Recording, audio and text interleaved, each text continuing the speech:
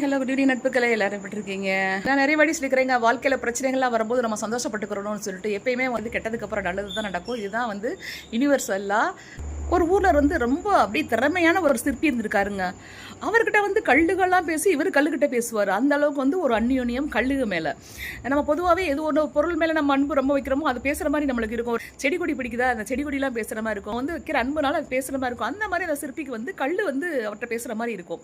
அப்போது அந்த நாட்டு மன்னன் வந்து ஒரு புதுசாக ஒரு கோயில் கட்ட போகிறேன், சூப்பரான ஒரு தெய்வ சிலை வந்து எனக்கு பண்ணி கொடுத்துருங்க அப்படின்னு இருக்காரு. ஐயோ, மன்னரே இந்த அளவுக்கு சொல்லிட்டாரு, நம்ம மேலே நம்பிக்கை வச்சு ரொம்ப சூப்பரான சிலையாக வடிக்கணும் அப்படின்றதுக்காக அவர் கல்லை வந்து தேடுறாருங்க. அவர் அங்கே ஒரு நல்ல அருமையான கல்லை பார்த்துறாரு. பல பலன் இருக்குது. பக்கத்தில் போகிறாரு, அதுகிட்ட போய் பேசுகிறாரு. இந்த மாதிரி நான் உன்னைய தெய்வ சிலையாக்க போகிறேன், நான் ஓகே அப்படிங்குது அந்த கல்.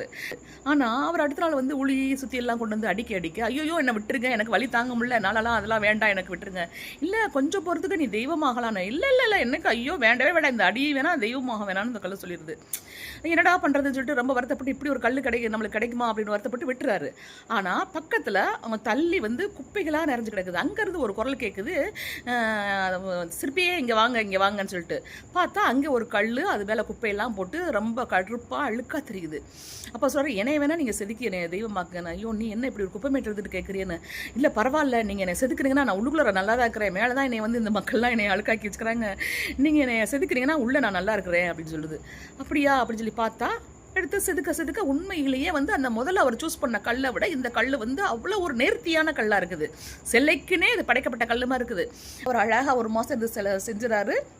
அதை பள்ளக்களை வச்சு தூக்கிட்டு போய் கருவறையில் வச்சு பிரதிஷ்டை பண்ணுறாங்க. அபிஷேகம் பண்ணி எல்லாம் பண்ணி ராஜா வந்து பார்த்து அப்படி பாராட்டுறாரு. எல்லாரும் மெய் சிலிர்த்து போய், ராஜா முதற்கொண்டு மெய் சிலிர்த்து போய் அதை கும்பிடுறாங்க.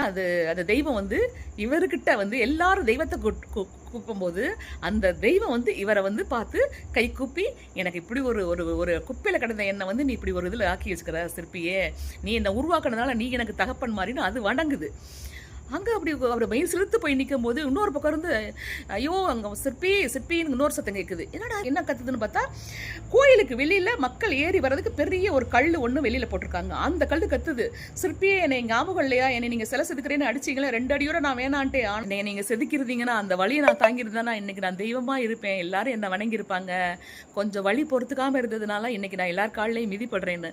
அது மாதிரி வேதனைகள் வருதுன்னா அது நம்மளை காலம் வந்து நம்மளை அழகான சிலையாக செதுக்குதுன்னு தான் அர்த்தம். அதனால வலிக்குதுன்னு சொல்லிட்டு வேதனைப்படும் போதெல்லாம் நம்ம மனசுக்குள்ள சந்தோஷப்பட்டுக்கிறோம், நம்மளை இறைவன் செதுக்கிட்டு இருக்காரு சொல்லிட்டு நம்ம அழகான ஒரு உருவம் எடுக்க போறோம் சொல்லிட்டு. ஓகே நட்புகளே, தேங்க்யூ, பாய். வீடியோ பிடிச்சா லைக் பண்ணுங்க, கமெண்ட் பண்ணுங்க, சப்ஸ்கிரைப் பண்ண மறந்துடாதீங்க.